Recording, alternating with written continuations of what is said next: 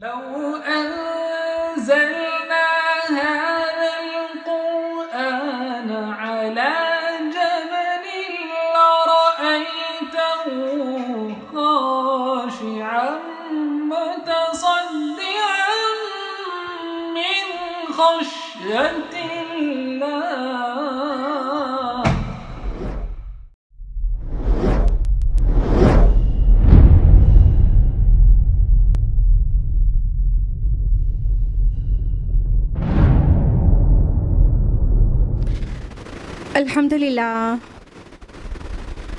الحمدللہ رب العالمین والصلاة والسلام علی رسولہ الکریم وعلی آلہ واصحابہ اجمعین.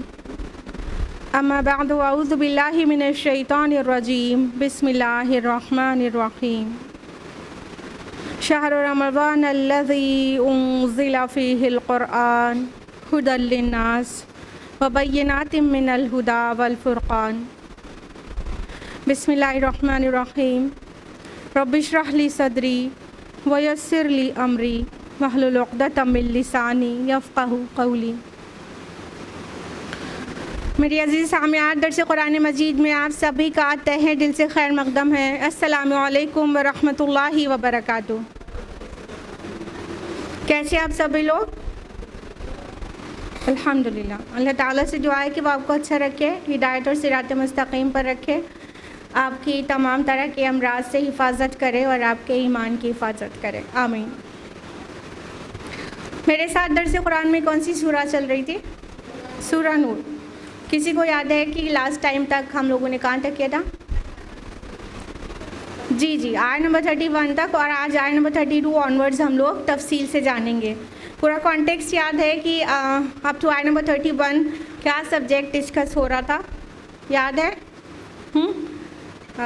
بعض احکام شریعت نازل ہوئے اس سورہ کے بگننگ میں، اور وہ کنٹینیوڈ ہے. جو ابھی ہم لوگ آیات لیں گے وہ احکام شریعت آگے بھی آ رہے ہیں.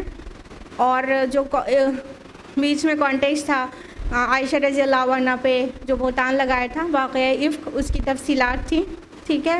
اور اس کے بعد پردے کے احکامات تھے. یاد آ گیا سبھی چیز؟ تو اس کے متعلق آیت نمبر 30 اور 31 میں تفصیلی حکم آیا. تو پردے کے احکامات جس وجہ سے دیے گئے، کہنے کا مطلب سوسائٹی میں جو ریفلیکشن آتا ہے پردہ کرنے سے اور نہیں کرنے سے، تو اس کے پیش نظر پردے کے احکامات آئے. یعنی اسلام ایک پیور، ایک پاک معاشرہ چاہتا ہے، ٹھیک. تو اسی کے ضمن میں پردے کے احکامات تھے مردوں کے لیے کہ انہیں کیا کرنا ہے، اور عورتوں کے لیے کہ انہیں کیا کرنا ہے. مردوں کے لیے سب سے پہلے کا آرڈر کیا دیا گیا کہ ان کو اپنی نگاہیں بچا کر رکھنا ہے، اور خواتین کو بھی یہی حکم دیا گیا. لیکن چونکہ صنف نازک بہت خوبصورت ہے، اس کو مزید احکام بھی دیے گئے، ٹھیک. تو اس طرح سے ہم نے پردے کے احکامات جانے آیت نمبر 30 اور 31 میں. اور آیت نمبر 32 میں بھی جو احکام آ رہے ہیں وہ معاشرے کو گندگی سے بچانے اور اس کی پاکی کے لیے مدد کرنے والے ہیں، ٹھیک ہے.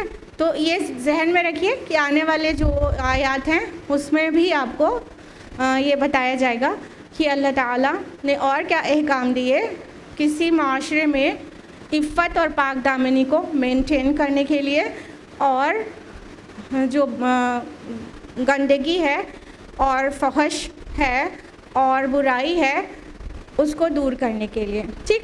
اس کو ذہن میں رکھتے ہوئے آیات سماعت فرمائیے تاکہ بہتر کمپریہنشن حاصل ہو سکے.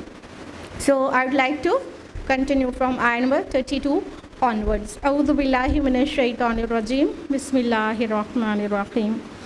آیت نمبر 32. وَأَنكِحُوا الْأَيَامَ مِنكُمْ، اور نکاح کر دیا کرو بیواؤں کا اپنے میں سے. وَالصَّالِحِينَ مِنْ عِبَادِكُمْ وَإِمَائِكُمْ، اور تمہارے غلاموں اور باندیوں میں سے جو ذی صلاحیت ہوں. وَإِن يَكُونُوا فُقَرَاءَ يُغْنِهُمُ اللَّهُ مِنْ فَضْلِهِ، اور اگر وہ تنگ دست ہوں گے تو اللہ انہیں اپنے فضل سے غنی کر دے گا. واللہ واسع علیم، اور اللہ بہت وسعت والا اور سب کچھ جاننے والا ہے. اب کیا کہا گیا کہ اور نکاح کر دیا کرو کس کا؟ ایامہ کا. ایامہ لفظ آیا ہے، ایامہ ایم کی جمع ہے. ایم صرف بیواؤں کو نہیں کہتے، ترجمہ بیوہ کیا جاتا ہے، بلکہ ایم ایسے انسان کو کہتے ہیں جو کہ اگر مرد ہے تو بغیر بیوی کے ایک مرد، اور اگر عورت ہے تو بغیر شوہر کے ایک عورت، چاہے وہ ان میرڈ ہو، چاہے ڈیورسی ہو، چاہے اس کا شوہر یا بیوی فوت ہو گیا ہو. کلیئر؟ تو ایم ایسے لوگ ہیں جو سنگل ہیں، اکیلے ہیں اور وہ نکاح شدہ نہیں ہیں. تو اللہ تعالیٰ کا حکم ہے کہ اپنے غلاموں اور باندیوں میں سے جو سنگل ہیں ان کو بے شوہر کوئی عورت ہے یا بے بیوی کوئی مرد ہے، ان کے نکاح کر دیا کرو.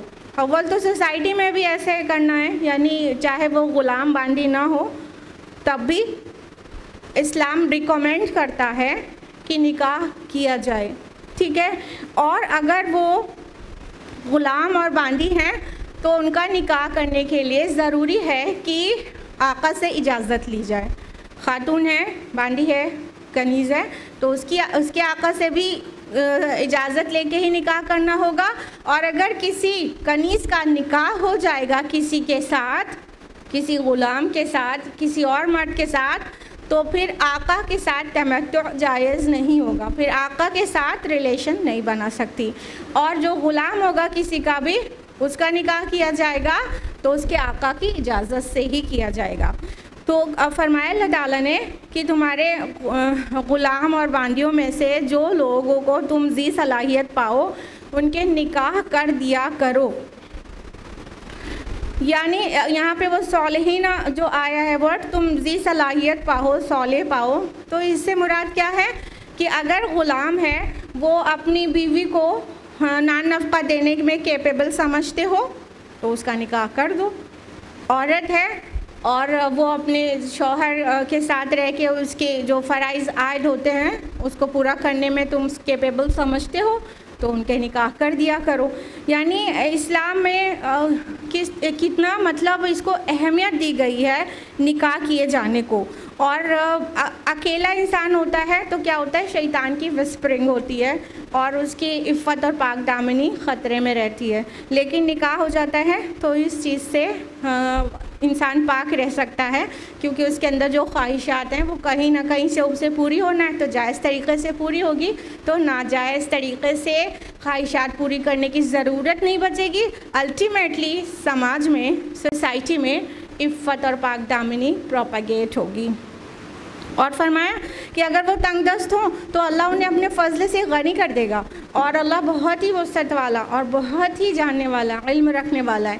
یعنی ہمارے سوسائٹی میں نکاح کے متعلق کتنے سارے مطلب لوازمات ہیں نا، کہ ابھی تو مطلب ایک کو کھلانا پڑ رہا ہے، اب ایک اور آ جائے گی اس کو بھی کھلانا پڑے گا، پھر بچے ہو جائیں گے ان کو بھی کھلانا پڑے گا. تو اللہ تعالیٰ اس چیز کو ویلیڈیٹ نہیں کرتے، بلکہ اللہ تعالیٰ کیا کہہ رہے ہیں کہ اگر وہ تنگ دست ہوں گے، ان کی انکم بہت لیٹل ہوگی، اللہ اپنے فضل سے غنی کر دے گا. جو ایک بیوی آ رہی ہے گھر میں اس کی، تو وہ اپنا رزق اپنے ساتھ لے کے آئے گی، اللہ تعالیٰ ان کے مال میں برکت دے دیں گے اور وہ آسانی سے کھا سکیں گے. اگر بیوی خود بھی کما سکتی ہوگی تو ہو سکتا ہے ایسے ظاہر میں ایسے انکم اور زیادہ بڑھ جائے، ورنہ رزق کا وعدہ تو اللہ کا ہے، ڈھونڈنے کا اس بندے کا اپنا ہے، لیکن رزق کا زمین پر رکھ چھوڑنا اللہ کا وعدہ ہے نا. تو اللہ تعالیٰ کا حکم یہ ہے کہ کسی کو کوئی تنگ دست ہو تو اس لیے نکاح سے نہیں رکا رہے کہ اب خود کو بھی کھانا ہے تو اگلے کو کیسے کھلائیں گے، نہیں. اور ہمارے سماج میں تو اور بہت سارے فسادات اور بہت سارے لوازمات بنائے گئے ہیں کہ پورا ویل سیٹلڈ ہو، پوری اچھی ہائی سیلری جاب ہو جائے، گھر بھی بالکل مینٹین ہو جائے تو کریں، اور سارے مہمان آئیں اور ان کی ہم خاطر کر سکیں تو کریں. تو کتنے سارے ہم نے پابندیاں لگا لی نکاح کے اوپر، تو لہٰذا کیا ہوتا ہے بہت بہت دن تک نکاح ٹلتے رہتے ہیں، اور آدھی آدھی عمر گزر جاتی ہے، نکاح ہی نہیں ہو رہتا. جب عمر ڈھلنے لگتی ہے اس وقت نکاح ہوتا ہے. تو نہ جانے کتنے گناہ اس وقت تک ہو چکے رہتے ہیں. ہو ہی رہا ہے کہ نہیں ہو رہا؟ ہاں. تو اللہ تعالیٰ یہ اس کو ویلیڈیٹ نہیں کرتا کہ ہاں وہ غنی نہیں ہے تو بہت تنگ دست ہے.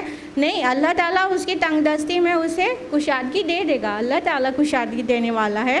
اور اللہ تعالیٰ یہاں پہ اپنی جو 2 صفات مینشن کر رہے ہیں، واسع علیم، اللہ تعالیٰ وسعت دینے والا ہے اور علم رکھنے والا ہے. اللہ تعالیٰ جانتے ہیں نا کہ اب نکاح کے بعد اور کون سی برکتیں اللہ تعالیٰ ڈال دیتے ہیں، اور اللہ تعالیٰ کشادگی دینے والے، وسعت دینے والے ہیں نا. تو ہمارا اور آپ کا یہ سوچنا بہت ہی غلط ہے کہ کیسے کھلائیں گے، ایک اور گھر میں ممبر آ جائے گا اور اس کے بعد اولادیں ہوں گی. تو یہ سوچنا بالکل بیس لیس ہے اسلام میں. آیت نمبر 33، وَلْيَسْتَعْفِفِ الَّذِينَ لَا يَجِدُونَ نِكَاحًا، اور خود کو بچائے رکھیں وہ لوگ جو نکاح کی قدرت نہ پائیں. حَتَّى يُغْنِيهُمُ اللَّهُ مِنْ فَضْلِهِ، یہاں تک کہ اللہ انہیں اپنے فضل سے غنی کر دے. وَالَّذِينَ يَبْتَغُونَ الْكِتَابَ مِمَّا مَلَكَتْ أَيْمَانُكُمْ، اور جو مکاتبت کرنا چاہیں تمہارے مملوکوں میں سے، فَكَاتِبُوهُمْ إِنْ عَلِمْتُمْ فِيهِمْ خَيْرًا، تو ان سے مکاتبت کر لیا کرو اگر تم سمجھو کہ ان میں بھلائی ہے. وَآتُوهُم مِّن مَّالِ اللَّهِ الَّذِي آتَاكُمْ، اور ان کو اس مال میں سے دو جو اللہ نے تمہیں دیا ہے. وَلَا تُكْرِهُوا فَتَيَاتِكُمْ عَلَى الْبِغَاءِ إِنْ أَرَدْنَا أَن تَحَصُّنَا، اور اپنی باندیوں کو بدکاری پر مجبور نہ کیا کرو جبکہ وہ خود پاک دامن رہنا چاہیں. لِتَبْتَغُوا عَرَضَ الْحَيَاةِ الدُّنْيَا، تاکہ تم حاصل کرو دنیا کی زندگی کا سامان. وَمَن يُكْرِهُنَّ فَإِنَّ اللَّهَ مِن بَعْدِ إِكْرَاهِهِنَّ غَفُورٌ رَحِيمٌ، اور اگر کوئی انہیں مجبور کرے گا تو یقیناً اللہ ان کے جبر کے بعد بہت بخشنے والا، بہت رحم کرنے والا ہے. اب آیت نمبر 33 قدر طویل ہے. فرمایا کہ آیت نمبر 32 میں تو بہت انکریج کیا گیا نکاح کو، ٹھیک ہے، کہ کر دیا کرو، نکاح کر دیا کرو. چاہے سنگل ہو کوئی اس کا نکاح کر دو، کوئی چاہے ڈیورسی ہو کوئی اس کا نکاح کر دو، چاہے وہ وڈوور ہو اس کا بھی نکاح کر دو، تاکہ وہ اپنی عفت پاک دامنی کو مینٹین کر سکے اور گناہ میں انڈلج نہ ہو جائے. ٹھیک، اور جو ریزن ہے نکاح کا وہ یہ ہے.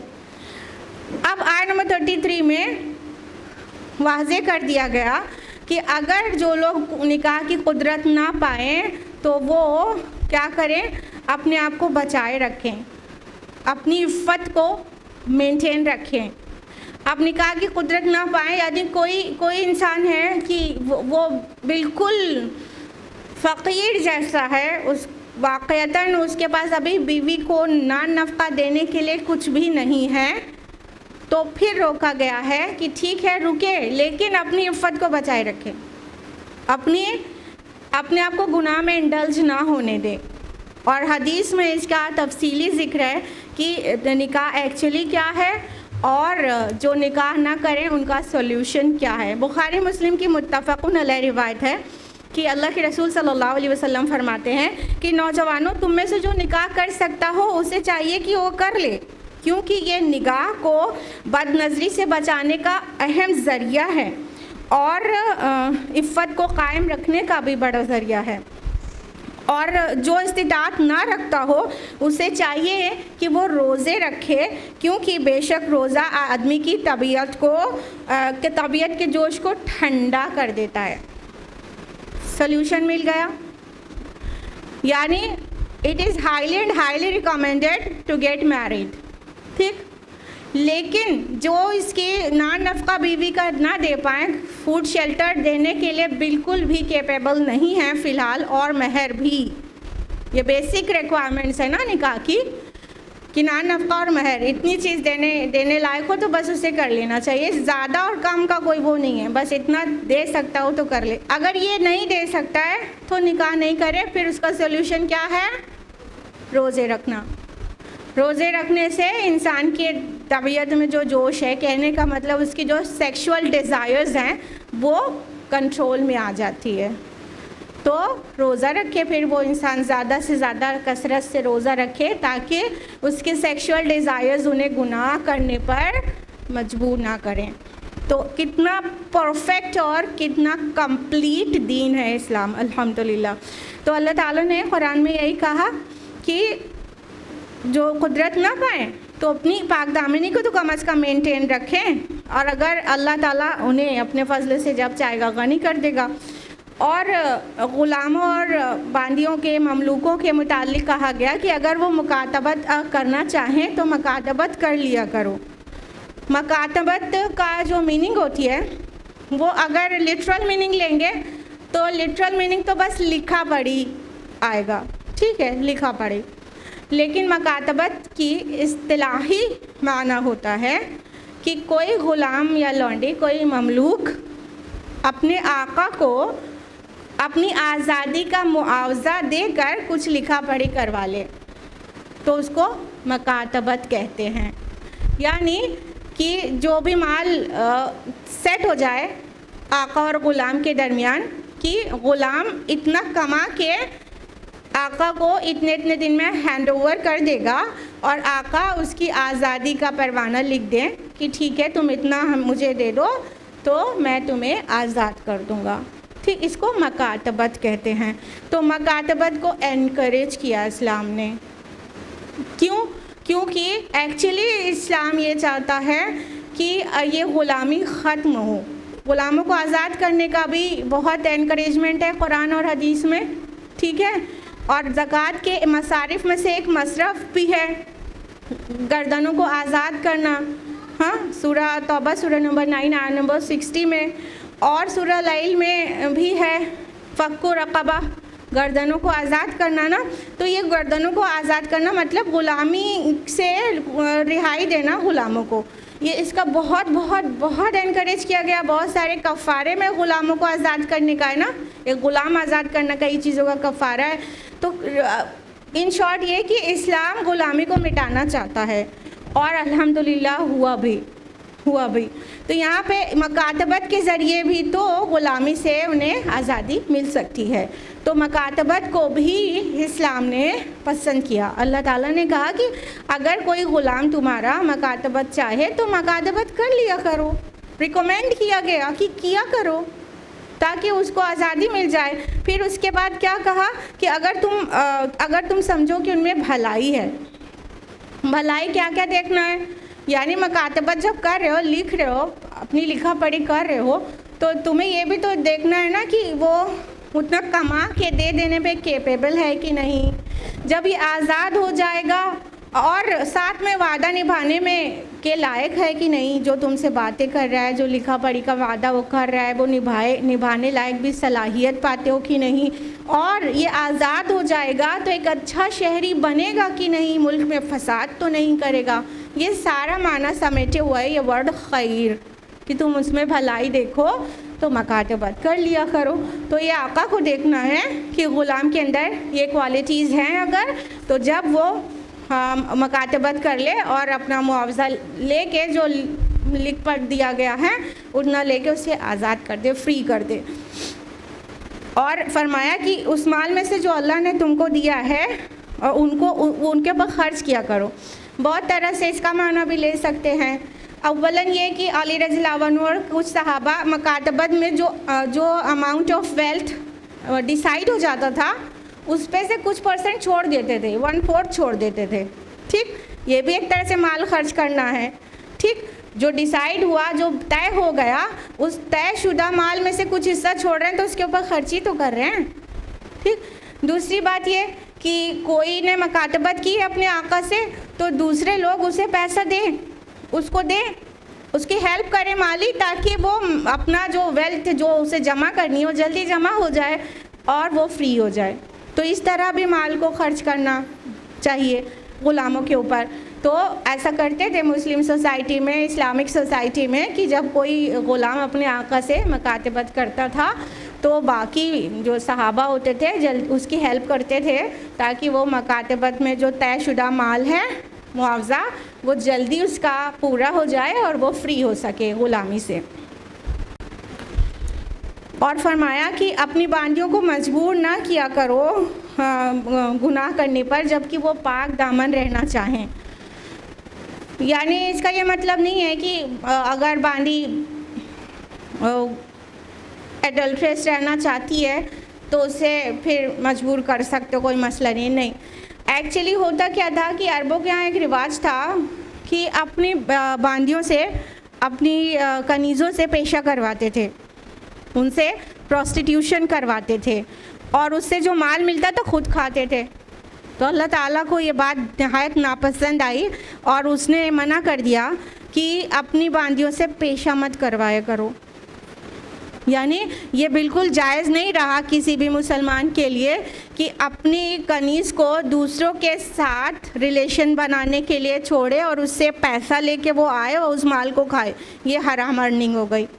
तो मना किया गया कि प्रोस्टिट्यूशन मत कराया करो अपनी कनीज़ों, अपनी बांदियों से, अपनी स्लेव विमेन से मत कराया करो। ये कहा गया अगर वो पाक दामन रहना चाहें, इसका मतलब ये नहीं है कि वो पाक दामन खुद से ना रहना चाहें तो करवा सकते हो, नहीं। ये एक बात बताई गई है कि अक्सर ख़वातीन तो पाक दामन रहना चाहती हैं, तो वो पाक दामन रहना चाहती हैं, तुम उनसे इतना बड़ा गुनाह करवाते हो। ग़ुलामों और कनीज़ों और बांदियों का क्या स्टेटस होता था कि अपनी विल से तो कुछ भी नहीं कर सकते थे, सब कुछ आका की विल से करना होता था। तो आका अगर ज़बरदस्ती करेगा कि प्रोस्टिट्यूशन करके तुम कुछ अर्न करके लाओ तो उनको करना पड़ता था। तो और उनमें से जो पाक दामन रहना भी चाहती थी नहीं रह पाती थी क्योंकि आका का हुक्म है। तो अल्लाह ताला ने सारे आकाओं को मना कर दिया कि अगर तुम्हारे पास कोई बांदी है तो उससे प्रोस्टिट्यूशन नहीं करवाओ, उससे पेशा नहीं करवाओ। ये तुम्हारे लिए जायज़ नहीं है कि तुम हासिल करो दुनिया की ज़िंदगी का सामान, यानी माल वहाँ से कमाया जाए। तो ये हराम अर्निंग है जो कि प्रोस्टिट्यूशन से हासिल करे कोई औरत या कोई उसका आका या कोई मर्द, या ऐसे अभी भी ऐसे गैंग्स हैं बहुत सारे, आपको पता होगा इन दिस सोसाइटी टू ना, कुछ ऐसे गैंग्स होते हैं जो ख़वातीन से ये पेशा करवाते हैं और उसमें से उनको भी देते हैं, पे करते हैं और बाकी खुद रखते हैं। बिल्कुल हराम अर्निंग है, बहुत गुनाह की बात है। और अल्लाह ताला ने बांदियों के लिए कहा कि अगर कोई उन्हें मजबूर करेगा तो यकीनन अल्लाह उनके जब्र के बाद बख्शने वाला मेहरबान है। यानी कि गुनाह फिर उस औरत पे नहीं होगा, कोई जबरन अपनी बांदी अपनी कनीज़ से प्रोस्टिट्यूशन कराएगा तो गुनाह उस खातून पर नहीं होगा, यानी अल्लाह उसे माफ़ कर देगा क्योंकि वो मजबूर होके अगर वो कर रही है और अंदर से उसकी विल एक बिट भी नहीं है तो वो अल्लाह उसे माफ़ कर देगा, उस औरत को, उस बांदी को।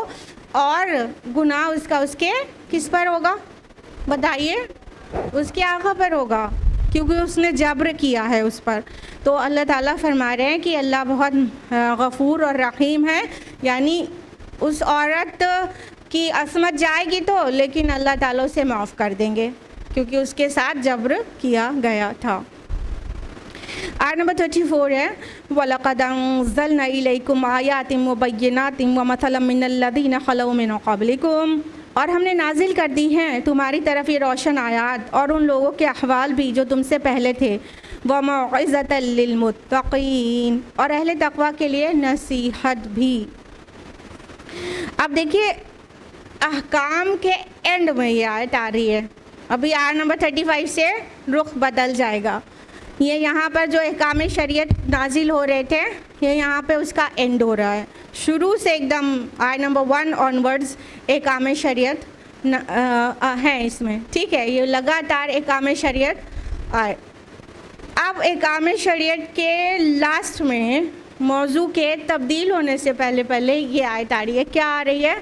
और हमने नाजिल कर दिए तुम्हारी तरफ ये रोशन आयात उन लोगों के अहवाल भी जो तुमसे पहले थे, यानी ये इस जस्ट प्रीवियस आया में नहीं, इससे पहले की आयत में और इससे पहले नाजिल शुदा कुरान के किसी भी पोर्शन में हमने तुम्हारे लिए रोशन आयात नाजिल कर दी, साफ साफ अहकाम नाजिल कर दिए हैं, और तो तुम उसको बजा लाओ तो तुम्हारी खैर है। और अगर तुमने उसको ओबे करने में, अल्लाह के अहकाम को और सारे कवानीन को फॉलो करने में कोई भी कजी की, कोई भी कमी की, कोई भी इनहराफ किया तो जान लो कि हमने तुमसे पहले लोगों के अहवाल भी इसी कुरान में बयान कर दिए हैं।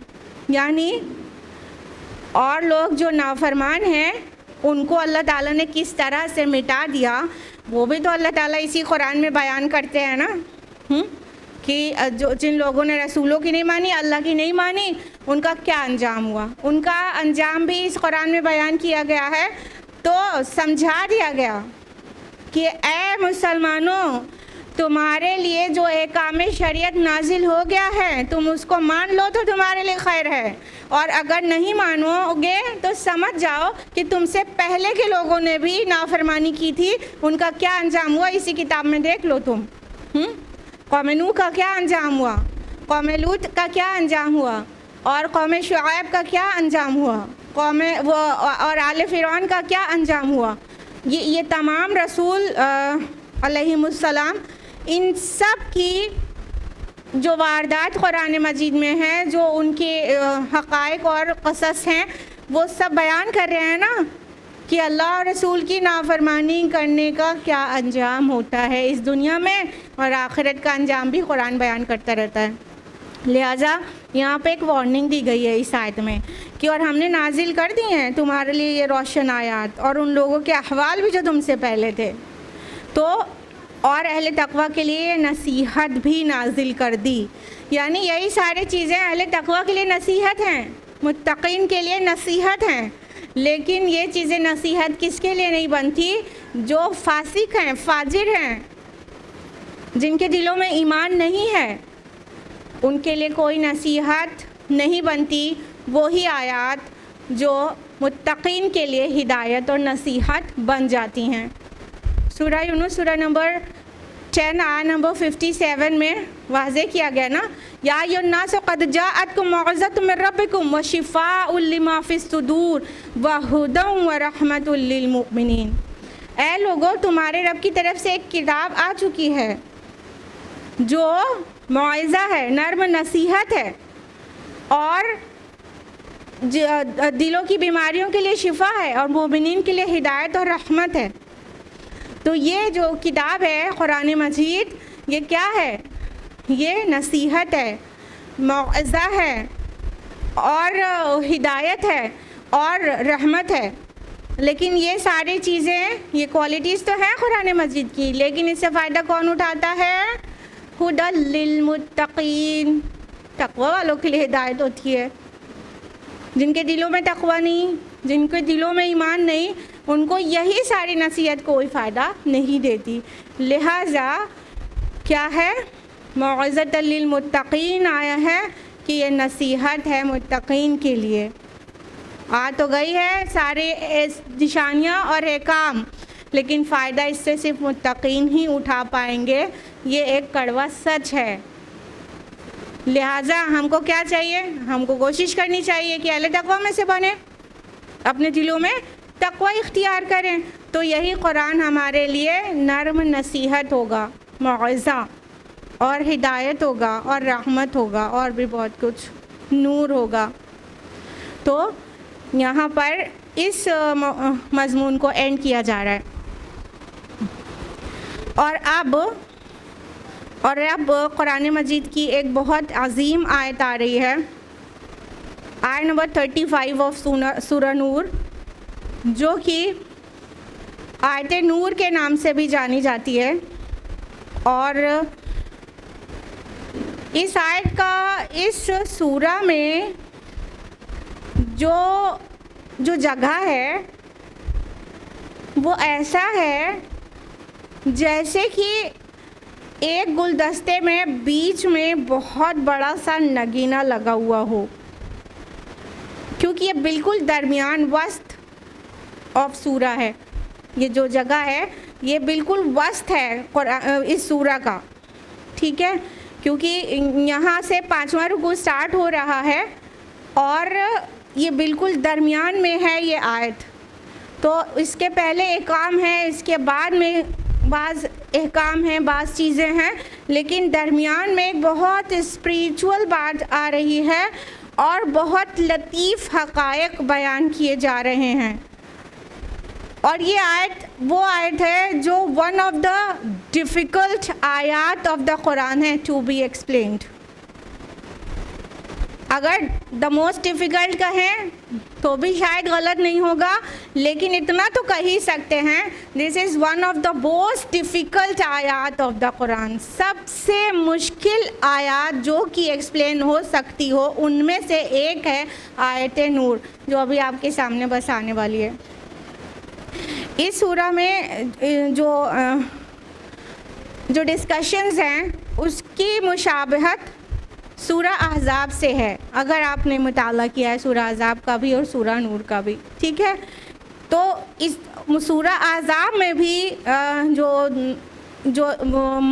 ایمان موضوع بنایا گیا ہے اور بہت سارے احکام اور خصوصاً احکام خواتین کے متعلق، اور اس سورہ کو بھی ایمان موضوع بنایا گیا ہے اور احکام اور خصوصی احکام خواتین کے لیے. تو اس سورہ کی مشابہت کس سے ہے؟ سورہ احزاب سے ہے، سورہ نمبر 33.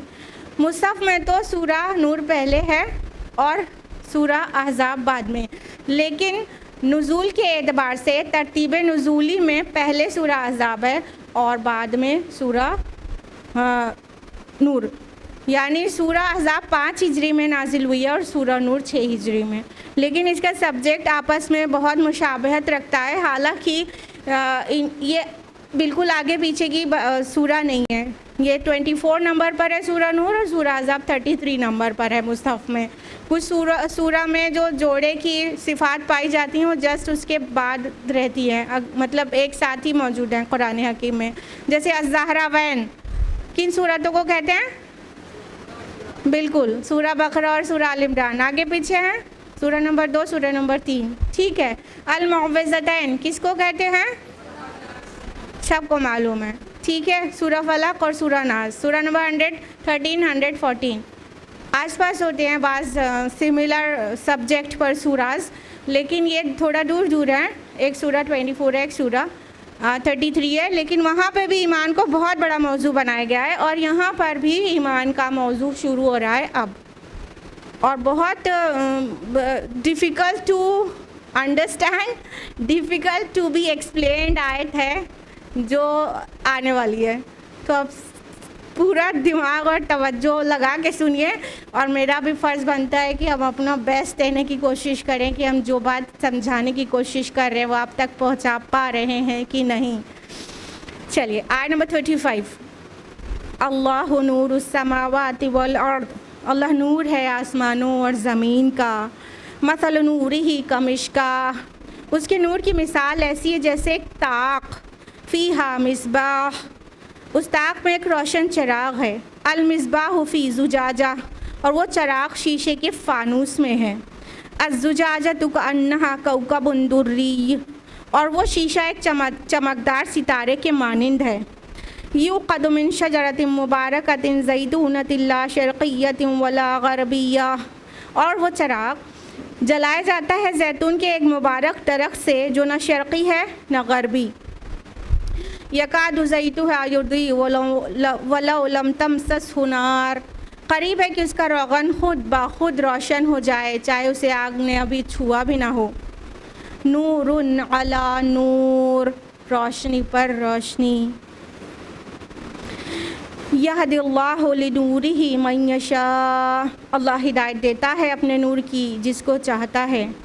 وَيَضْرِبُ اللَّهُ الْأَمْثَالَ لِلنَّاسِ وَاللَّهُ بِكُلِّ شَيْءٍ عَلِيمٌ، اور اللہ یہ مثالیں بیان کرتا ہے لوگوں کے لیے جبکہ اللہ تو ہر چیز کا علم رکھنے والا ہے.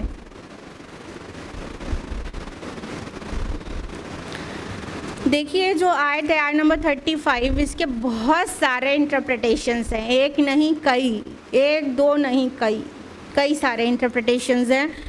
تو جو موسٹ پرومیننٹ انٹرپریٹیشن ہے وہ ہم آپ کو بتائیں گے پہلے. ٹھیک ہے. چلیے، اللہ تعالیٰ نے فرمایا کہ اللہ نور السماوات والارض، اللہ نور ہے آسمانوں اور زمین کا. کیا مطلب ہے اس کا؟ کہنے کا یہ ہرگز مطلب نہیں کہ اللہ سبحانہ و تعالیٰ کی ذات یہ فزیکل لائٹ جو ہوتی ہے، فزیکل، معذاللہ اللہ کی ذات وہ نور ہے، وہ روشنی ہے. نہیں، جیسا کہ لوگ سمجھ لیتے ہیں عام طور پر. اس آیت کا مفہوم یہ نہیں ہے. اس آیت کا مفہوم یہ ہے کہ ہمیں سمجھنا چاہیے کہ روشنی کا کام کیا ہوتا ہے. What's the function of light. روشنی کا کام کیا ہوتا ہے؟ چیزوں کو ظہور پذیر کرنا. جب روشنی ہوتی ہے تو وہ خود اور اس کے اراؤنڈ کی چیزیں ظاہر ہو جاتی ہیں. یہی ہوتا ہے نا روشنی کا کام. روشنی ہونے سے کیا ہوتا ہے؟ چیزیں، ایک تو روشنی جو لٹ باڈی ہے، جو لیومینس باڈی ہے، وہ خود بھی ظاہر ہوتی ہے اور اس سے اور جو چیز ہے وہ ظاہر ہو جاتی ہیں. اس کا کنٹراسٹ کیا آتا ہے؟ ظلمات، اندھیرے. یہ سنگولر ہے ظلمت، اندھیرا. اندھیرا کیا ہوتا ہے؟ کہ چیزیں ایگزسٹ کر رہی ہوتی ہیں لیکن دکھائی نہیں پڑتی، ٹھیک، ظاہر نہیں ہوتی. ایگزسٹنس ہو تو بھی دکھائی نہیں پڑے گی. تو یہ کیا ہے؟ ظلمت ہے، وہاں پر اندھیرا ہے. تو اللہ سبحانہ و تعالی وہ ذات ہے جو کہ منبع ہے، سرچشمہ ہے اولاً ہدایت کا اور چیزوں کے، پوری کائنات کے ظہور پذیر ہونے کا. اللہ کی وجہ سے کائنات میں جو کچھ ہے وہ ظاہر ہے. اللہ کے بغیر ظاہر کیے کوئی چیز ظاہر نہیں ہو سکتی. اس معنی میں اللہ نور ہے، یعنی اس کی فنکشن کی طرف لیں گے نور کا مطلب. لیکن اگر ہم نے معاذ اللہ تعالیٰ کو لائٹ سمجھ لیا، یہ جو فزکس میں لائٹ پڑھتے ہیں چیپٹر، وہ لائٹ سمجھ لیا، چاہے کہ وہ سن لائٹ ہو یا آرٹیفیشیل لائٹ، یہ جو آپ کے بلبس ہوتے ہیں وہ ہو، اگر اس لائٹ کو سمجھ لیا تو ہم نے بہت بڑی غلطی کی. ہم نے اللہ تعالیٰ کو مطلب اس کو جسم دے دیا، معاذ اللہ نا، فزیکل کوانٹیٹی میں اس کو قید کر دیا. یہ بہت بڑی غلطی ہے سمجھ کی. تو اللہ تعالیٰ اس معنی میں نور نہیں ہے. اور اگر اس معنی میں لیں کہ اللہ تعالیٰ کی ذات جو وہ سبب ظہور ہے، اس کی وجہ سے جو چیز ہے وہ ظاہر ہے. اور علم کو بھی نور کہتے ہیں نا. علم آیا تو چیزیں سمجھ میں آئی، سجھائی دیں. علم نہیں ہے تو چیزیں سجھائی نہیں دے رہی، سمجھائی نہیں دے رہی. ہاں، تو کیا ہے؟ وہ ظلمات ہے، اندھیرے ہیں. تو اللہ تعالیٰ منبع علم بھی ہے، سورس آف آل نالج نا. اور اللہ تعالیٰ منبع ہدایت بھی ہے، کیونکہ ہدایت بھی نور ہے، روشنی ہے. اگر ہدایت نہیں تو چیزوں کی حقیقت سمجھ میں کہاں آ رہی ہے؟ چیزیں ہیں ساری لیکن سمجھ میں کچھ نہیں آ رہا ہے، صحیح نہیں دیکھ پا رہے ہیں، بصیرت نہیں ہے. بصارت ہے، روشنی بھی ہے لیکن بصیرت نہیں ملتی. اس لیے اللہ تعالیٰ منبع ہدایت ہے، سرچشمہ ہدایت ہے. اللہ تعالیٰ منبع علم ہے اور اللہ تعالیٰ جو سبب ظہور ہے ہر چیز کا. ٹھیک ہے، اس معنی میں لیں گے اللہ نور السماوات والارض. ٹھیک، مثل نورہ کمشکاۃ، اس کے نور کی مثال ایسی ہے جیسے طاق. اب جب یہ اس کے نور کی مثال کہا گیا تو اس میں ہمیں سب سے اوتھینٹک بات جو سمجھنی ہے وہ صحابہ سے سمجھنی ہے. وہی موسٹ اوتھینٹک لے کر آئیں گے کہ انہوں نے کیا سمجھا. نبی صلی اللہ علیہ وسلم سے ڈائریکٹ انہوں نے تعلیم حاصل کی ہے. تو اکارڈنگ ٹو عبداللہ ابن عباس، مثل نورہ فی قلب المؤمن ہے، اس کے نور کی مثال قلب مومن میں، یعنی قلب مومن میں جو ایمان والا نور ہے، یہ اس کی مثال دی جا رہی ہے جو آگے دی جائے گی. ٹھیک. اور ابی بن کعب رضی اللہ عنہ کے متعلق مثل نورہ کا مطلب ہے مثل نور من آمنا، مومن کے ایمان کے نور کی مثال. کس کی مثال؟ مومن کا جو ایمان ہے، مومن کا جو نور ہے اس کے قلب میں، اس کے نور کی مثال. کیونکہ اس میں فقہاء نے جراح کی ہے کہ جب کہا گیا کہ اس کے نور کی مثال کمشکا، ایک طاق کی طرح ہے، تو یہ کیا ہو گیا؟ کسی چیز کی اس کے نور، یہ مضاف مضاف الیہ ہو گیا نا، نور ہی، اس کے نور. تو تھوڑا سا فقہی ہے, دھیان سے سمجھیں گے سمجھ آ جائے گا. جب کہا گیا قلمہ, اس کی قلم, تو کیا مطلب ہوا کہ وہ کوئی اور ہے اور قلم کوئی اور شے ہے. ٹھیک, یا قلمی, میری قلم, تو میں کوئی اور, قلم کوئی اور ہے نا, تو دونوں چیز الگ ہو گئی نا. بات سمجھ آ رہی ہے؟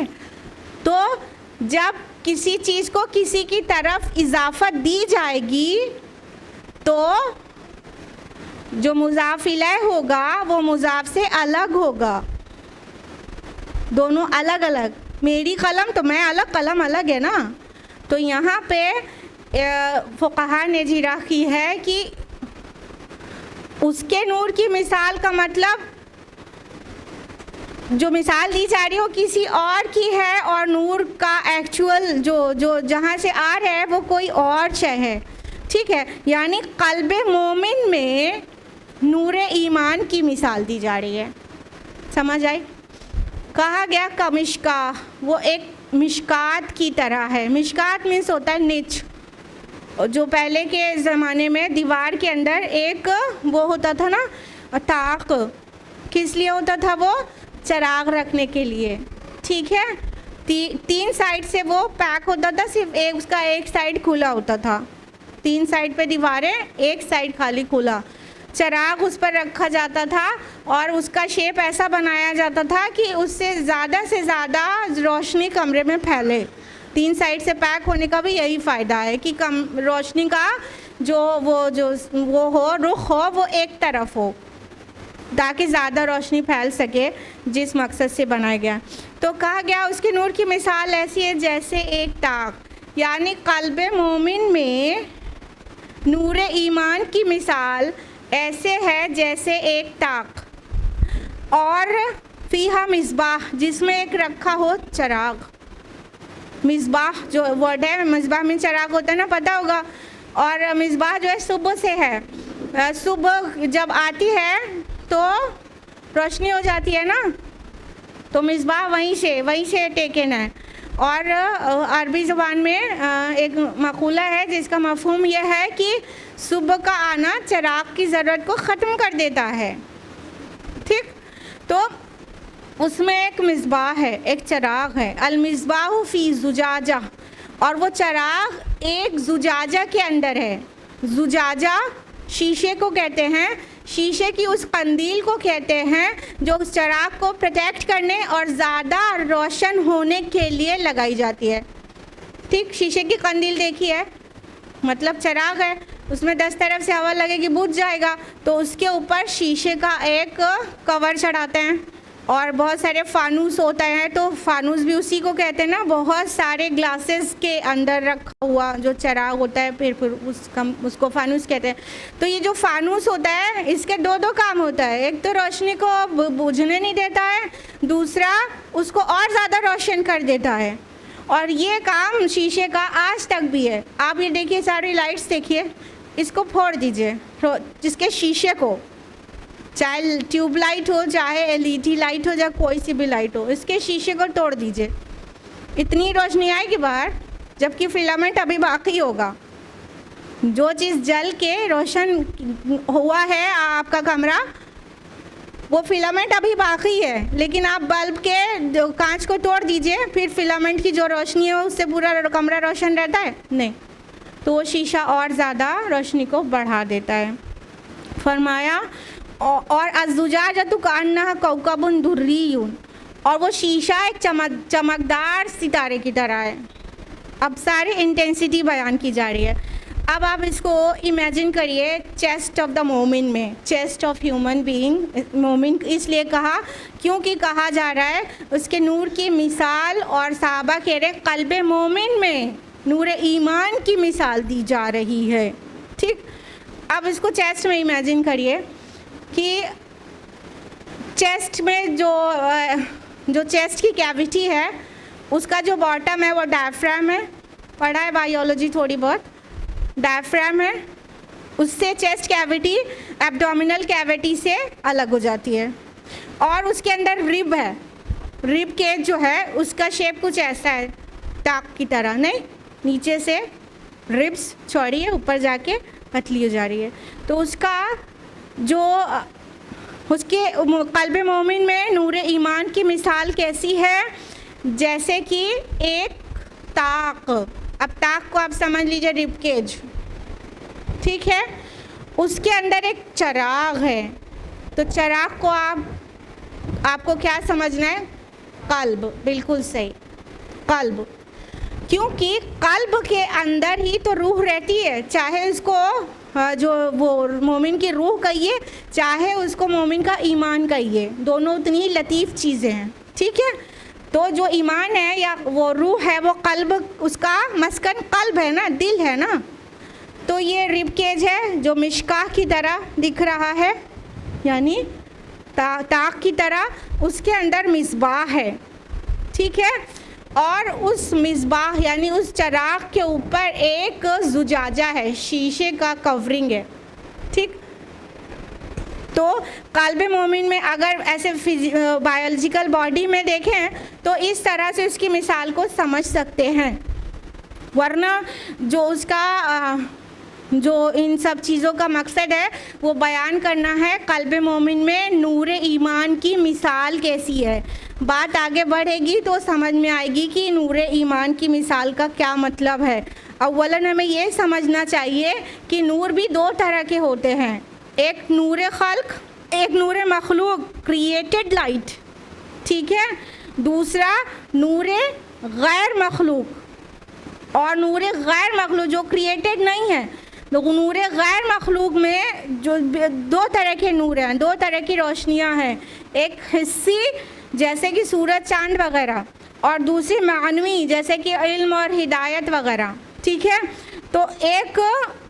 تو نور کو ڈفرینشیٹ کرنا بہت ضروری ہے کہ سارے نور کو ایک طرح نہ سمجھ لیں کہ اللہ تعالیٰ کہہ رہے ہیں قلب مومن میں اس کے نور کی مثال تو آپ یہ والی لائٹ سمجھ لیں جو سورج سے چلی آ رہی ہے. نہیں, یہ والی لائٹ کی بات ہی نہیں ہو رہی ہے. تو اللہ تعالیٰ آگے فرما رہے ہیں کہ وہ چراغ جلایا جاتا ہے زیتون کے ایک مبارک درخت سے جو نہ شرقی ہے نہ غربی. یعنی قلب مومن میں جو نور ایمان ہے اس کی مثال ایک مصباح یعنی چراغ کی سی ہے, اور اس چراغ کو جلایا کس تیل سے جاتا ہے؟ وہ بہت مبارک تیل سے جل رہا ہے.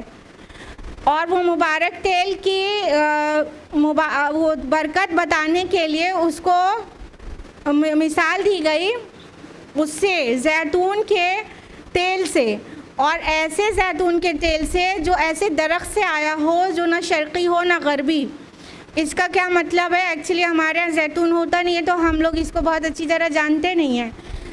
تو جن علاقے میں زیتون کا درخت ہوتا ہے وہ لوگ یہ سب چیز کو بہت اچھی طرح جانتے ہیں کہ اگر کوئی پیڑ ہے شرقی ہے یا غربی ہے, یا کہنے کا مطلب اسے لائٹ جو سن لائٹ ہے صرف ایک طرف سے مل رہی ہے, ہاں, تو مشرق کی طرف سے لائٹ مل رہی ہے تو بہت اچھی بات ہے. لیکن جب وہ دن ڈھلتا ہے تو مغرب کی طرف سے اسے لائٹ نہیں ملتی, وہ پیڑوں کے جھنڈ میں ہے تو ادھر سے اسے لائٹ نہیں ملتی ہے. تو ایک وقت کی لائٹ ہی, ایک وقت کی روشنی ہی وہ اویل کر پا رہا ہے. تو اس کا تیل اتنا اچھا نہیں ہوتا ہے جتنا اچھا اس ٹری کا جو کہ اکیلا تنہا کسی اونچائی کے مقام پر ہو, جس کو لائٹ مشرق سے بھی یعنی ایسٹ سے بھی مل رہی ہے صبح کے ٹائم پہ, اور ویسٹ سے بھی مل رہی ہے دوپہر سے لے کے شام تک بھی, پورے ٹائم وہ سورج کی روشنی کو اویل کر رہا ہے. تو اس کا جو زیتون ہوگا اس سے جو تیل نکالا جائے گا وہ بہت اچھا جلے گا اگر اسے جلانے کے لیے استعمال کیا جائے. یعنی اس کی کوالٹی, اس کے اولیو آئل کی کوالٹی بیسٹ اس کی کوالٹی ہوگی جو نہ شرقی نہ غربی ہو, نہ ایسٹرن ہو نہ ویسٹرن ٹری ہو. اس ٹری کے اولیو کے آئل کی کوالٹی سب سے اچھی ہوگی. تو یہاں پر بات سمجھانا مقصود ہے کہ جتنا بیٹر آپ کے امیجنیشن میں آ سکتا ہے وہ لا دیا جائے, ٹھیک ہے. تو ایسے اس کے اندر جو تیل ہے وہ کہاں سے آتا ہے؟ ایسے زیتون سے جس کا آئل بیسٹ ہوتا ہے. ابھی اس آئل کو آپ وہ جو سرسوں کا تیل ہے اس سے کمپیئر نہیں کر سکتے کیونکہ وہ اتنا فلیمیبل نہیں ہوتا ہے. لیکن زیتون کا تیل جو کہ نہ شرقی نہ غربی درخت ہو، فل ٹائم کی لائٹ جس کو مل رہی ہو، اس کا اچھا فلیمیبل ہوتا ہے تیل. اور اس کو آگے اس کی انٹینسٹی کو بیان کرنے کے لیے اور یہ کہا گیا یکاد زیتها یضیء ولو لم تمسسہ نار، قریب ہے کہ اس کا روغن، اس کا تیل بھڑک اٹھے، اپنے آپ ابھی کی آگ نے اسے چھوا بھی نہیں، یعنی اتنا ہائیلی فلیمیبل ہو. مطلب آپ پیٹرول سے سمجھ سکتی ہیں شاید کہ پیٹرول ہوتا ہے، پیٹرول سے کو ہمیں اس میں چراغ میں ڈال کے اس میں فتیلہ لگا کے اس میں جلانے کی ضرورت نہیں ہے نا، ایک چنگاری بھر اسے لگا دیں گے تو پیٹرول بھڑک جائے گا نا. اور جب جو سرسوں کا تیل یا کسی تیل سے چراغ جلایا جاتا ہے تو وہ اپنے آپ نہیں جلتا نا. اگر آپ میچ باکس سے ماچس جلا کر کڑوے تیل کے کٹوری میں ڈال دیں، جل جائے گا تیل؟ نہیں جلے گا نا. اس میں کیا کرنا پڑے گا؟ آپ کو ایک فتیل لگانا پڑے گا، ایک کپڑے کی بتی ڈال کے اس کے مدد سے جلانا پڑے گا نا. تو اس طرح آپ کنٹراسٹ سمجھیے. اس ٹائم پیٹرولیم تو وجود میں تھا نہیں، لہٰذا یہاں پہ پیٹرولیم کی مثال نہیں دی گئی ہے، لیکن آپ کو سمجھانے کے لیے ہم پیٹرول کی مثال دے رہے ہیں کہ پیٹرول وہ آئل ہے ابھی کہ بس اسے ایک چنگاری بھر، لائٹر کی ایک چنگاری بھر مل جائے، بھڑک کے جل جائے گا، اس میں کپڑا لگا کے جلانے کی ضرورت نہیں ہے. تو یہ کہنا یہاں پہ یہ مقصود ہے کہ وہ اتنا ہائیلی فلیمیبل ہے وہ تیل کہ اس میں آگ کو ابھی ٹچ بھی نہ کرو، لگتا ہے اپنے آپ ہی بھڑک اٹھے گا. نور علی نور، روشنی پر روشنی.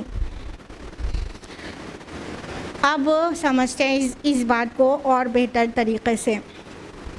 قلب مومن میں نور ایمان کی مثال ایسی ہے جیسے کہ طاق میں ایک چراغ ہو، ایک طاق ہو، اس کے اندر ایک چراغ ہو، اور اس کا چراغ کے آؤٹر کورنگ جو ہے وہ بھی شیشے کی ہے، اور شیشہ بھی کیسا ہے؟ ستارے کی طرح چمکتا ہوا، ستارے کی طرح چمکتا ہوا. ہاں، اور تیل بھی کیسا ڈالا جا رہا ہے اس کے اندر؟ ایسے زیتون کے تیل کا تیل جو کہ شرقی غربی بھی نہیں تھا، یعنی بہت اچھا فلیمیبل، جو اپنے آپ بھڑک اٹھنے کے لیے تیار ہے. یعنی قلب مومن میں نور کی مثال، نور فطرت ہے. قلب مومن میں نور جو ہے وہ ایک نور فطرت ہے اور دوسرا نور وحی ہے. نور فطرت کیا ہے؟ جو اللہ تعالیٰ نے پہلے سے ہمارے اندر رکھ چھوڑا ہے.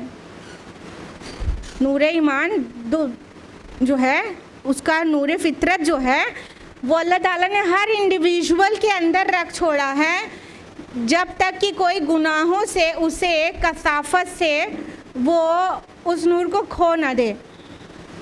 آپ کو پتہ ہے قلب جو ہے اس کے اوپر ایک گلاس ہے، اور یہ جو گلاس ہے زجاجہ، گناہ کریں گے تو اس زجاجہ پہ ایک بلیک اسپاٹ لگ جائے گا، ایک اور گناہ کریں گے اس پر ایک اور بلیک اسپاٹ لگ جائے گا. گناہوں سے اپنی زندگی کو پورا آلودہ کر دیں گے تو زجاجہ پورا بلیک ہو جائے گا. اب اندر ہے وہ اللہ تعالیٰ نے نور فطرت رکھا تھا، لیکن وہ نور فطرت سے باہر کی دنیا روشن ہو پا رہی ہے؟ پورا قلب، پورا چیسٹ روشن ہو پا رہا ہے؟ پوری زندگی ہدایت پہ آ پا رہی؟ نہیں آ رہی ہے، کیونکہ گناہوں سے ہم نے اسے آلودہ کر رکھا ہے. لیکن وہ یہاں پر مومن کے ایک دم کلائمیکس پہ جو مثال بیان کی جا رہی ہے کہ جو مومن بالکل پیور ہوتا ہے، جو فائنلی صدیق قرار پائے گا، اس کی مثال بیان کی جا رہی ہے کہ اس کے دل میں جو نور فطرت ہے وہ پورا مسلم ہے، اس کے زجاجہ پہ کوئی گناہوں کے بلیک اسپاٹس نہیں ہیں. زجاجہ کیسا ہے؟ اتنا چمکدار ہے کہ ستارے کی مانند ہے. ٹھیک ہے، یعنی وہ کوئی گندگی لگی ہی نہیں ہے. تو جو نور فطرت ہے، اندر جو برننگ لائٹ ہے، فطرت کا نور، انکلکیٹڈ نور، واٹ ایور اللہ سبحانہ و تعالیٰ has inculcated is in our فطرہ، اس کو اس نے مسلم رکھا ہے. تو کیا ہے کہ وہ اتنا بابصیرت انسان ہوگا کہ ہر صحیح غلط میں اچھی طرح سے فرق کر پائے گا. پھر کہا جا رہا ہے کہ جیسے اس کو آگ نے ابھی چھوا بھی نہیں، وہ جل اٹھنا بھڑک اٹھنے کو تیار ہے، یعنی ہدایت کی راہ پہ گامزن ہے، ابھی اس کے پاس نور وحی آیا بھی نہیں ہے۔ وحی قرآن وہ بھی نور ہے نا، قرآن نے ان سبھی چیزوں کو نور کہا ہے، تین چیزوں کو نور کہا ہے نا۔ کتاب اللہ یعنی اس قرآن کو بھی اللہ تعالیٰ نے نور کہا ہے، ٹھیک ہے۔ محمد رسول اللہ صلی اللہ علیہ وسلم، ان کی شخصیت بھی نور ہے، کیونکہ ان کو کہا گیا ہے قرآن حکیم میں سورج کی طرح نا، تو اللہ تعالیٰ نے ان کو بھی نور کہا ہے، اور جو ہدایت اور فطرت کا نور ہے وہ بھی نور ہے۔ تو اگر یہ سبھی چیزیں مان سکتے ہیں اس نور کو، تو جو نور وحی آ رہا ہے، ریولیوشن والی لائٹ آ رہی ہے، وہ جب ایک صدیق جو انسان ہوتا ہے جس نے اپنی فطرت کو بالکل پاک رکھا ہوا ہے، ابو بکر رضی اللہ عنہ کی طرح، اس کے پاس وحی کی کوئی بھی خبر پہنچتی ہے تو وہ بالکل فوراً تصدیق کر دیتا ہے۔ ابو بکر رضی اللہ عنہ تو یہی کہا نا، یہی کیا نا، رسول اللہ صلی اللہ علیہ وسلم نے کیا فرمایا ابو بکر رضی اللہ عنہ کے بارے میں کہ میں نے جس کو بھی اسلام پیش کیا، دعوت دی، سب نے کچھ نہ کچھ تردد کیا، کچھ نہ کچھ پاز لیا، لیکن ابو بکر نے بالکل بھی نہیں نا، ابھی پیش کیا ابھی مان لیا۔ کیسے پاسبل ہوا کہ ان کا جو زجاجہ تھا وہ بہت پیور تھا، اتنا چمکدار تھا کہ وہ اس پہ کوئی بلیک اسپاٹس نہیں تھے، انہوں نے اپنی فطرت کو ہرگز بھی مسخ نہیں کیا ہوا تھا۔ تو اب اللہ تعالیٰ کی طرف سے جو نور ہے یعنی نور وحی جب وہ آیا، قرآن پیش کیا گیا، فوراً تصدیق کر دیا اور صدیق کہلائے، صدیق اکبر کہلائے نا۔ تو یہاں پہ جو بات یہ کہی جا رہی ہے کہ اس کا روغن خود بخود بھڑک اٹھنے کو تیار ہے، ابھی اس کے اوپر آگ لگی بھی نہیں ہے، چھوئی بھی نہیں ہے، تو اس کا مطلب یہ ہے کہ نور فطرت اس کا اتنا مسلم تھا کہ نور وحی ابھی آئے بھی نہیں تھی، کہ وہ بالکل ہدایت پر ہی تھا، اور نور وحی جیسے مل گئی تو بس نور علی نور ہو گیا، روشنی پر روشنی۔ یعنی کہ جو قلب مومن میں نور کی مثال ہے وہ کیسی ہے کہ نور فطرت اور نور وحی دونوں مل گیا اور نور علی نور ہو گیا، نور پر نور، روشنی پر روشنی۔ یہ اس کا ایک انٹرپریٹیشن ہے جو ہم نے آپ کو بتایا، ٹھیک ہے۔ تو اور ایک اور انٹرپریٹیشن ہے جو لیس ایکسیپٹیڈ ہے، تو لیکن وہ ہم بہت بریف میں آپ کو بتا دیتے ہیں کہ ایک اور انٹرپریٹیشن یہ ہے کہ جو چراغ ہے اس سے مراد اللہ تعالیٰ کی ذات ہے، اور جو طاق ہے اس سے مراد پوری کائنات ہے، اور جو فانوس ہے، زجاجہ ہے، اس کی مثال جو ہے وہ اللہ تعالیٰ کا حجاب ہے، اور اللہ تعالیٰ کا حجاب بھی کیا ہے؟ نور ہے۔ حدیث میں آتا ہے نا، اللہ کا حجاب بھی نور ہے۔ تو اللہ سبحانہ و تعالیٰ کی لطیف ذات نے اپنے آپ کو حجاب میں رکھا ہے، جس کو یہاں زجاجہ کہا گیا ہے، اور وہ زجاجہ یعنی وہ حجاب ایسا نہیں ہے کہ نور کو آر پار ہونے سے روکے، بلکہ اللہ تعالیٰ جو الحق ہے اس نے اپنی خلق کی نگاہ سے اس حجاب کی وجہ سے اپنے کو چھپا رکھا ہے۔ تو یہ اس میں جو ہے چراغ اور طاق اور فانوس کی مثال ہم نے آپ کو بتا دی، لیکن اس والے انٹرپریٹیشن میں وہ جو زیتون ہے اور غیر شرقی اور غیر غربی ہونا ہے اور تیل کا آگ کے بغیر بھڑک جانا ہے، یہ سب کو اجزائے تمثیل نہیں کہا گیا ہے بلکہ جزو تمثیل کہا گیا ہے، ضمنی جو متعلقات کہا گیا ہے۔ کہنے کا مطلب اس کی انٹینسٹی کو بیان کرنے کے لیے بات آگے بڑھتی چلی گئی ہے، ورنہ مثال صرف 3 چیزوں کی ہے سیکنڈ انٹرپریٹیشن میں، what ever I am mentioning, ٹھیک ہے۔ جو فرسٹ انٹرپریٹیشن تھا وہ زیادہ وائڈلی ایکسیپٹیڈ ہے، وہ ہم نے آپ کو تفصیل سے بتایا۔ جو سیکنڈ انٹرپریٹیشن ہے وہ کمپیریٹیولی لیس ایکسیپٹیڈ ہے، لیکن پھر بھی ہم نے آپ کو بتایا۔ لیکن یہ یہاں تک نہیں ہے، اور بھی انٹرپریٹیشنز ہیں، کیونکہ ہم نے آپ کو بولا تھا نا سب سے پہلے، this is one of the toughest آیات to be explained, in the Quran हकीम ना। तो बहरहाल इसके अंदर अल्लाह ताला ने बहुत सारी चीज़ें ऐसी रखी हैं जो हमारे समझना बहुत मुश्किल है, और अल्लाह ताला ने बहुत लतीफ़ हक़ाइक़ को मिसाल से समझाया है कुरान हकीम में। ये उसलूब और जगह भी आते हैं। ज़ाहिर बात है हम हर एक चीज़ जो मतलब ये जो कायनात है उसके ऊपर की हकीकत हम नहीं समझ सकते, आलमे अम्र की हक़ाइक़ हम नहीं समझ सकते, लिहाजा उसको मिसाल से थोड़ा बहुत समझ सकते हैं, इसलिए मिसाल से समझाया गया है। रियलिटी नहीं है ये, उसको मिसाल से समझाया गया है। What ever we can understand we can comprehend, जो हमारा जहनी सतह है उस पर जो चीज़ समा जाएगी उस हिसाब से मिसाल दे के बात को समझाई गई है। ठीक है, जब अल्लाह ताला ने ये कहा कि यहदिल्लाहु लिनूरिही मन यशा, अल्लाह हिदायत देता है उस नूर की जिसको चाहता है, तो इसका मतलब ये हुआ कि जिसका क़ल्ब नूर ईमान से मुनव्वर रहेगा वही हिदायत कबूल करेगा। हाँ, और जो अंधेरे में पड़ा रहना ही चाहता हो और उससे बाहर निकलना ही ना चाहता हो वो क्यों कर हिदायत कबूल करेगा। लिहाजा जिसके क़ल्ब में जो नूर फितरत है वो ज़िंदा है तो नूर वही का फ़ायदा उसी को होगा। और अल्लाह ताला ने जो सारी चीज़ों को ज़हूर पजीर किया है उससे हिदायत अखज़ करना और उससे अल्लाह को पहचानना उसी के नसीब में आएगी जिसका नूर फितरत मुसल्लम है। जिसने अपने नूर फितरत को मस्ख़ कर दिया, जो फितरत बिल्कुल परवर्टेड फितरत है जिनकी, उन लोगों को कोई हक़ाइक़ समझ में नहीं आते, चाहे बड़े साइंटिस्ट हो जाएं, चाहे डॉक्टर हो जाएं, चाहे मैथमेटिशियन हो जाएं, उन्हें कुछ नहीं दिखता, कुछ समझ में नहीं आता।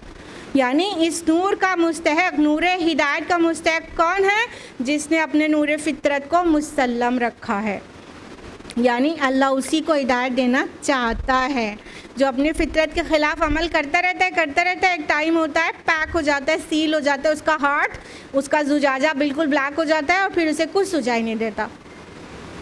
फरमाया कि अल्लाह मिसालें बयान करता है लोगों के लिए, यानी लोगों की रहनुमाई के लिए, जबकि अल्लाह ताला तो हर चीज़ का इल्म रखने वाला है। यानी अल्लाह ने सारा इल्म तो अल्लाह को ही है, लेकिन ये रूह, ये अल्लाह की ज़ात और ये वही की हकीकत, ये सब इतने लतीफ़ हक़ाइक़ हैं कि इंसान की समझ से मावरा सुम्मा वरा उलवरा सुम्मा वरा उलवरा हैं, लेकिन अल्लाह ताला ने उसे मिसाल से समझाया है। तो ये मिसाल दे के बात समझाई गई है, बात एक्चुअल यहाँ पर नहीं है, मिसाल दे के समझाई गई है। एक कोशिश है मिसाल देकर समझाने की, लेकिन रियलिटीज़ का कुछ भी इदराक व फ़हम सिर्फ़ उसी को हो पाता है जो गौर करता है और हिदायत पाना चाहता है। जहाँ तक कि अल्लाह सुब्हानहू व तआला की ज़ात का इदराक है तो वो तो किसी को हासिल हो ही नहीं सकता। अबू बकर रज़ी अल्लाह अन्हु ये कहते थे कि अल-इज्ज़ु अंदर की ज़ात इदराक, अल्लाह ताला की ज़ात के इदराक से आजिज़ होने का इकरार करना ही असली इदराक है। यानी we can not understand the reality of अल्लाह सुब्हानहू व तआला। जब हम हैंड्स अप हो जाएं कि अल्लाह पाक हम नहीं समझ सकते, हमारी अक़लें आपकी ज़ात के मुताल्लिक़ चीज़ों को रिसीव करने और अंडरस्टैंड और कॉम्प्रिहेंड करने से आजिज़ हैं, जब हम ये बात समझ जाएं तो यही सही इदराक है अल्लाह ताला का।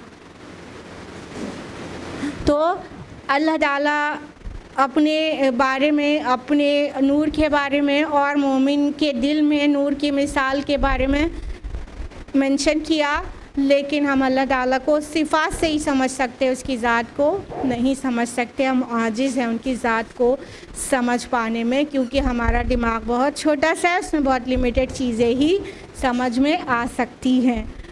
इंशाअल्लाह जब अल्लाह ताला क़ियामत के दिन हमें एक ब्रॉड बसीरत देगा तब है कि कुछ चीज़ बेहतर समझ में आए, वल्लाहु आलम।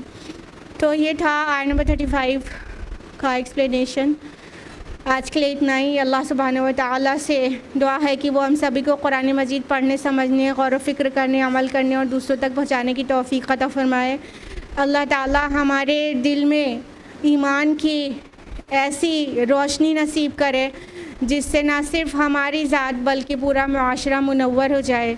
اللہ تعالیٰ توفیق دے کہ ہم اپنے ایمان اور نور ایمان کی حفاظت کر سکیں، تاکہ روز آخرت ہمیں ہمارے سامنے ہمارے ایمان کا نور اور ہمارے داہنے ہمارے اعمال صالحات کا نور نصیب ہو سکے۔ آمین یا رب العالمین۔ وآخر دعوانا ان الحمد للہ رب العالمین۔ والسلام علیکم ورحمۃ اللہ وبرکاتہ۔